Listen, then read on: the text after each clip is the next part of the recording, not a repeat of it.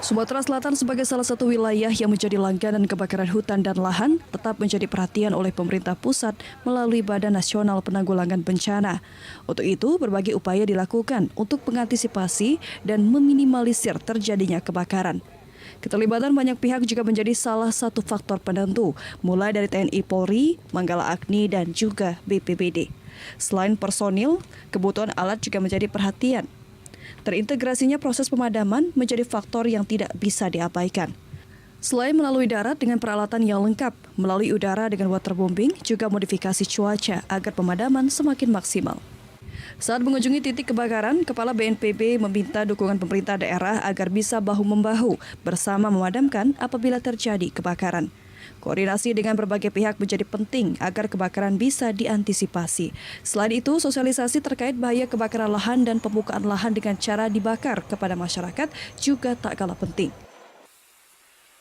Kita lihat memang lahannya adalah lahan gambut. Jadi api itu tidak mudah dipadamkan hanya sekali disiram air. Jadi harus diikuti, dilihat, begitu nanti betul-betul padam. Nah itu baru yakinkan. Kemudian dari udara juga ada heli waterbombing. Tentu saja juga hasilnya masih harus ditingkatkan dengan operasi modifikasi cuaca. Kalau nanti bisa didatangkan hujan, maka akan diturunkan hujan. Untuk membantu dan memaksimalkan pemadaman, pemerintah pusat melalui BNPB memberikan bantuan peralatan pemadaman serta peralatan penunjang lainnya. Kepala BNPB juga mengapresiasi kerja para petugas di lapangan. Diharapkan kebakaran lahan pada tahun 2024 ini bisa diantisipasi hingga tidak menyebabkan dampak yang besar. Diketahui pada tahun 2024 ini jumlah titik api dan kebakaran lahan menurun dibandingkan tahun 2023. Namun pemerintah tidak bisa lengah karena kondisi bisa berubah sewaktu-waktu. Selain itu, kondisi alam yang saat ini sudah mulai banyak hujan bisa membantu dan mengantisipasi terjadinya kebakaran lahan. Dari Muara Enim, Edisa Satria, iNews melaporkan.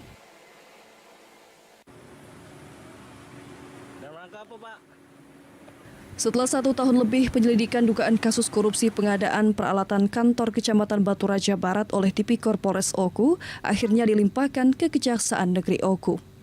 Keempat perangkat Kecamatan Batu Raja Barat yang terlibat kasus korupsi pengadaan peralatan kantor, yakni mantan Camat Heryamin, Syarif Aziz sebagai bendahara, Aryan Syah, dan Ian Erlianto sebagai penyedia barang. Dikatakan penyidik, kasus ini mulai ditangani sejak Januari 2023 lalu, hingga akhirnya mencapai tahap kedua setelah berkas perkara dinyatakan lengkap atau P21. Modus mereka dengan melakukan markup dan memfiktifkan pengadaan perlengkapan kantor. Polisi menyita barang bukti seperti sound system, tenda, genset, uang tunai sebesar 40 juta rupiah, dan sebuah sepeda motor yang diduga merupakan hasil korupsi tersangka Aryan Syah. Kasus tersebut menyebabkan kerugian negara mencapai 242 juta rupiah yang merupakan penggunaan anggaran pada belanja hibah tahun anggaran 2021. Keempat tersangka disangka melanggar Undang-Undang Republik Indonesia Nomor 31 Tahun 1999 tentang pemberantasan tindak pidana korupsi. Mereka didakwa melanggar Pasal 2 Ayat 1 Junto Pasal 18 dan Pasal 3 Junto Pasal 18 serta Pasal 55 Ayat 1 KUHP. Hari ini saya selaku Tipikor mewakili Pak Kapolres dan Pak Sastreskrim melimpahkan berkas perkara tindak pidana korupsi kepada JPU tahap 2. Perlu kami jelaskan bahwa proses penyelidikan kita mulai dari Januari 2023 dan alhamdulillah sudah kita limpahkan pada hari ini. Ada berapa tes kan? Sementara itu, keempat tersangka dengan mengenakan rompi berwarna merah muda dibawa ke rutan kelas 2B Batu Raja untuk 20 hari ke depan. Kita Kejaksaan Negeri Ogan Komering Ulu pada hari Selasa tanggal 1 Oktober 2024 telah melakukan tahap 2, yang mana perkara ini yang dari Polres, penyediaan peralatan dan perlengkapan kantor tahun anggaran 2022 Kecamatan Batu Raja Barat, Kabupaten Ogan Komering Ulu, dari penyidik Tipikor Kabupaten Oku, yang mana pada hari ini menyerahkan 4 tersangka. Proses hukum selanjutnya akan segera dilakukan oleh pihak kejaksaan guna memastikan keadilan bagi kerugian yang telah ditimbulkan. Diketahui mantan camat Batu Raja Barat sempat menjadi hulu balang atau tim pemenangan YPN pada pilkada mendatang. Dari Ogan Komering Ulu, Widori Agustino, iNews melaporkan. Terima kasih atas kehadirannya. Pada sore di Kota Setelah 1 bulan buron, Redo Irawan dan Ade Arya, pelaku pembunuhan terhadap seorang ojek pangkalan yang terjadi di Jalan Kiai Haji Wahid Hasim, Kecamatan Sebera Ulu 1 pada tanggal 16 Agustus 2024 lalu, akhirnya ditangkap polisi. Kedua pelaku merupakan kakak beradik. Menurut keterangan polisi, motif dari pembunuhan tersebut lantaran pelaku sakit hati dengan perkataan korban saat sedang bercanda di sebuah warung minuman keras. Korban dibunuh pelaku dengan cara menusukkan sebilah pisau ke pinggang korban hingga tewas di tempat. Setelah membunuh, kedua pelaku kabur meninggalkan lokasi kejadian. rekan-rekan sekalian, kejadian itu cukup spontanitas dan cepat. Sehingga pada saat itu ketika tersangka kembali ke rumah hanya untuk mengambil sebilah sarai, pada akhirnya tanpa diberi kesempatan mendatangi korban kembali di lokasi yang ada, lokasi semula, kemudian langsung melayangkan samurai yang dipegangnya ke arah tubuh daripada korban saudara Effendi. Akibat ulahnya, kedua tersangka terancam pasal 338 KUHP atau pasal 170 KUHP dengan ancaman kurungan minimal 15 tahun penjara. Dari Palembang, Muhammad David, iNews melaporkan.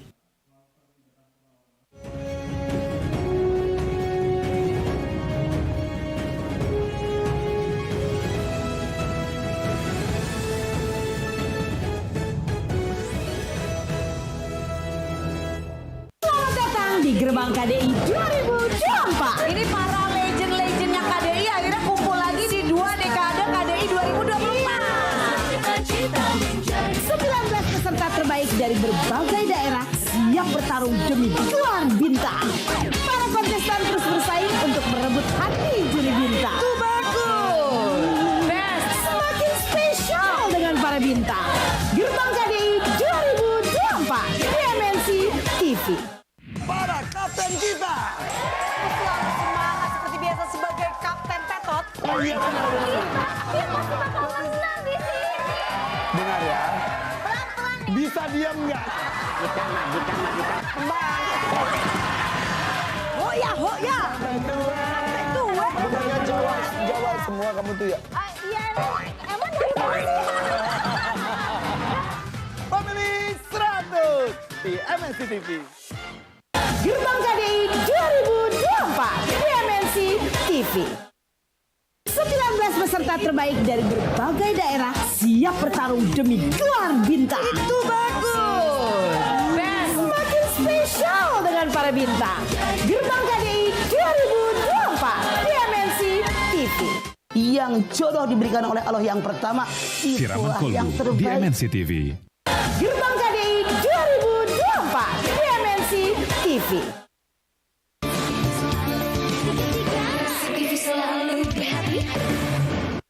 Gerbang KDI 2024 di MNC TV. Merah jambu, pemburu cuan. Apa alasan orang tiba-tiba menyalakan lampu malam hari padahal sudah ingin tidur? Ada nyamuk, ada maling. Malingnya lihat ada aku. Family 100 di MNC TV.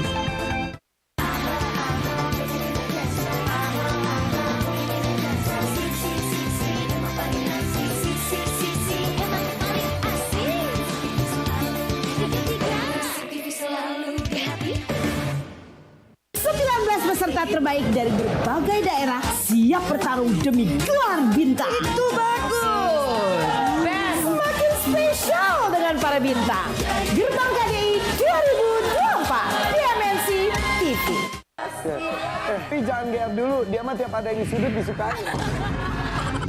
Selamat datang di Gerbang KDI 2024. Ini para legend-legendnya KDI akhirnya kumpul lagi di 2 dekade KDI 2024.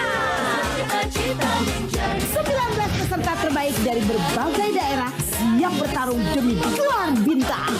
Para kontestan terus bersaing untuk merebut hati juri bintang. Tuberkul. Best. Semakin spesial dengan para bintang. Gerbang KDI 2024 di MNC TV.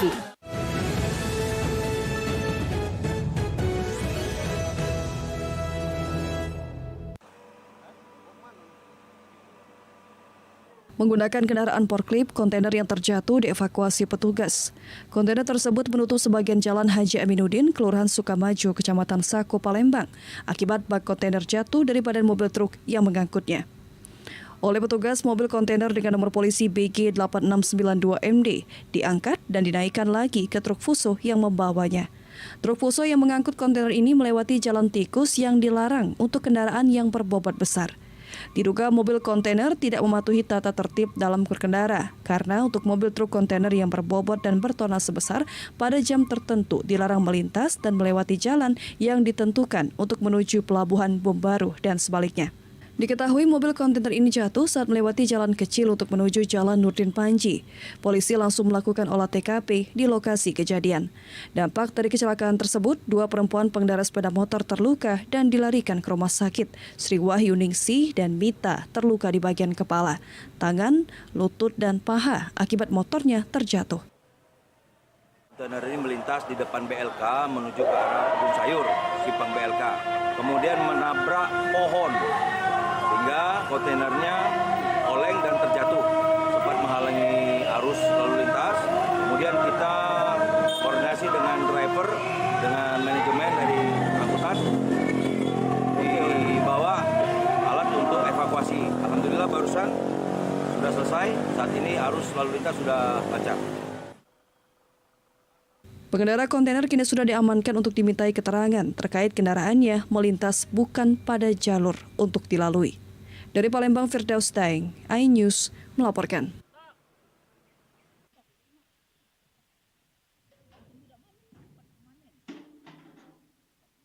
Petani sawit gantungkan harapan pada harga sawit karena dengan harga stabil ataupun normal otomatis diyakini bisa mampu menopang ekonomi keluarga. Hal itulah yang dirasakan oleh Anang Kotong, salah satu petani sawit yang ada di Desa Pinang Jaya, Kecamatan Sungai Pinang, Ogan Ilir, Indralaya. Saat ini diakuinya harga sawit bisa dikatakan normal, yakni di angka Rp2.200 per kilogramnya. Harga tersebut sudah berlangsung sejak 6 bulan terakhir, yang sebelumnya sempat anjlok bahkan pernah di angka Rp600 per kilogram. Di saat harga anjlok, otomatis ekonomi masyarakat pun akan ikut berpengaruh karena tidak sesuai dengan biaya kebutuhan hidup yang harus dipenuhi. Sawit biasa panen 2 kali dalam 1 bulan, yakni 2 minggu 1 kali panen. Omset yang didapat pun cukup lumayan tergantung hasil panen yang didapat. Selain milik sendiri, ia juga membeli sawit milik masyarakat sekitar. Sekarang ini harga sawit 22 ya? 2.200. Dalam setengah tahun ini, nah itulah harganya. Untuk panen sawit sendiri Pak, per berapa hari Pak ya sekali panen? Setengah bulan sekali ya.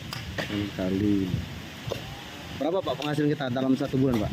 Untuk sawit? 1 bulan itu sekitar 30 tonan. 30 ton. Itu untuk milik kita sendiri Pak ya? Milik kita sendiri ado itu. Beli di petani juga ado. Petani sawit ini pun berharap kiranya ke depan harga sawit terus naik minimal tetap di harga stabil agar ekonomi masyarakat juga normal. Dari Ogan Ilir, Fitriyadi, iNews melaporkan.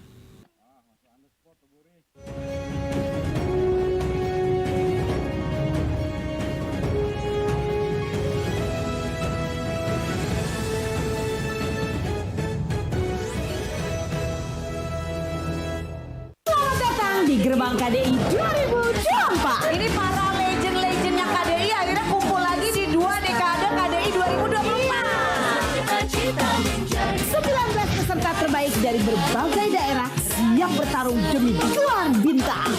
Para kontestan terus bersaing untuk merebut hati juri bintang. Tuberkul. Best. Semakin spesial dengan para bintang. Gerbang KDI 2024 di MNC TV. Para kapten kita. Selalu semangat seperti biasa sebagai Kapten Tetot. Iya benar. Dia pasti bakal menang di sini. Dengar ya. Bisa diam nggak? Kita. Hoya. Bukannya Jawa semua kamu tuh ya. Emang dari mana sih? Pemilih 100 di MNC TV. Gerbang KDI 2024 di MNC TV. 19 peserta terbaik dari berbagai daerah siap bertarung demi gelar bintang. Itu bagus. Semakin spesial dengan para bintang. Gerbang KDI 2024 di MNC TV. Yang jodoh diberikan oleh Allah yang pertama, itulah yang terbaik. Di MNC TV. Gerbang KDI 2024 di MNC TV.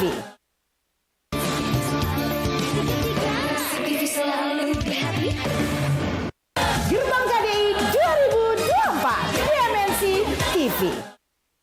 Merah jambu, pemburu cuan.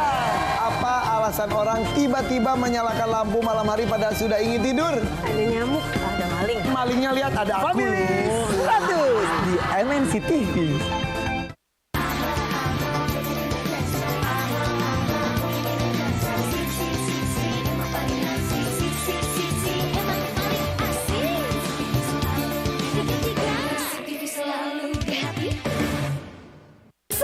Peserta terbaik dari berbagai daerah siap bertarung demi gelar bintang. Itu bagus.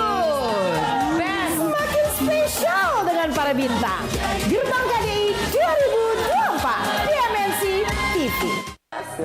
Tapi jangan GR dulu, dia mah tiap ada yang di sudut disukai. Selamat datang di Gerbang KDI 2024. Ini para legend-legendnya KDI akhirnya kumpul lagi di 2 dekade KDI 2024. 19 peserta terbaik dari berbagai daerah siap bertarung demi gelar bintang.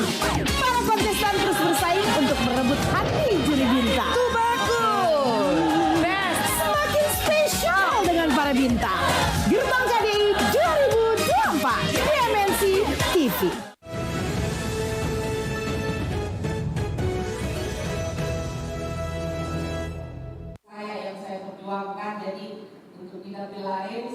Musyawarah Kerja Wilayah Partai Perindo yang dilaksanakan selama 2 hari, 28 hingga 29 September 2024 di Novotel Palembang, menyepakati Partai Perindo memfokuskan memenangkan pasangan calon kepala daerah yang diusung partai, baik di tingkat provinsi maupun di tingkat kabupaten kota di Provinsi Sumatera Selatan.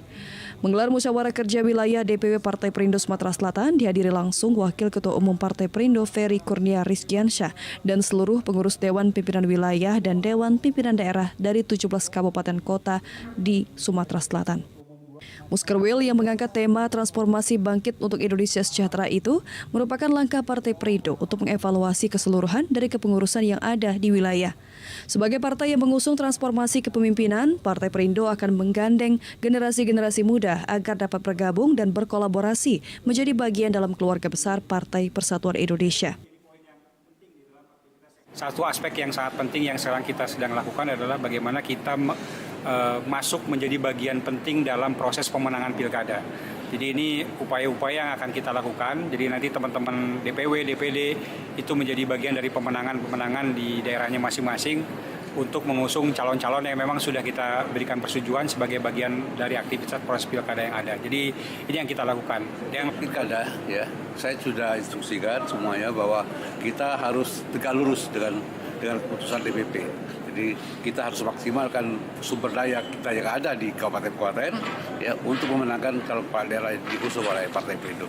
Nah, untuk itulah kita harapkan setelah Muskerwil ini itu gerak roda mesin partai akan lebih kencang dan lebih kuat dan memberikan kontribusi besar untuk kemenangan kepala daerah. Waketum Partai Perindo Ferry Kurnia mendengarkan pencapaian dan tantangan kesulitan serta kendala yang ada di Partai Perindo di tingkat daerah. Ferry Kurnia Rizkiansyah mengatakan Muskerwil ini untuk merupakan bagian penting mengevaluasi dan menerima masukan-masukan dari seluruh pengurus Partai Perindo, mulai dari DPD maupun DPW Sumatera Selatan. Dari Palembang, Muhammad Riza Falepi, iNews melaporkan.